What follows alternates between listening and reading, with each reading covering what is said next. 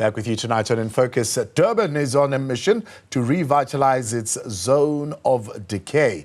34 sites are now up for lease, including key beachfront spots such as a mini town in order to try revitalize the problem properties and boost tourism. The City of Ethekwini has also identified 76 derelict, abandoned or hijacked buildings. Phila Duma reports.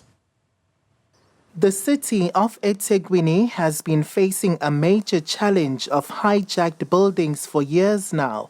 This has ultimately led to the collaboration between City Mayor Cyril Xaba and Public Works and Infrastructure Minister Dean McPherson. They reached an agreement to establish a joint technical task team between the city and the department to address this issue. Well, it is a long-standing issue, and it's one that's also going to take some time, but we are making progress. Now, once the audit is complete, it will give us a clear indication of what exactly we're dealing with.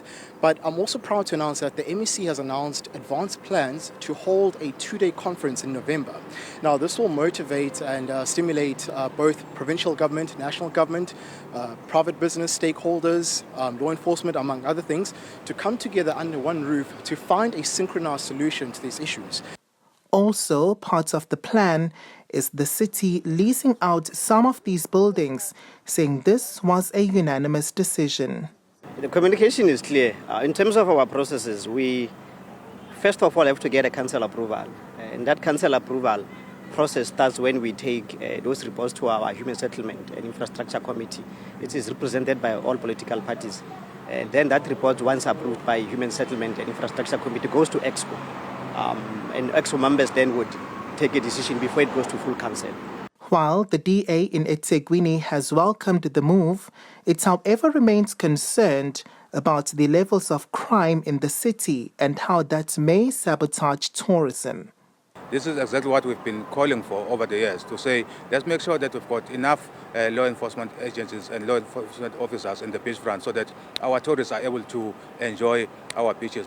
The IFP's Mdunkosi believes the initiative is a step in the right direction.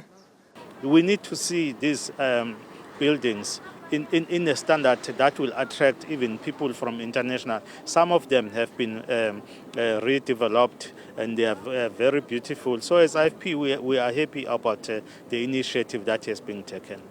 The city believes that through these developments, it will be possible to achieve its developmental objectives and stimulate economic activity through the use of its surplus properties, enabling residents to gain equitable access to land as prescribed by the Constitution.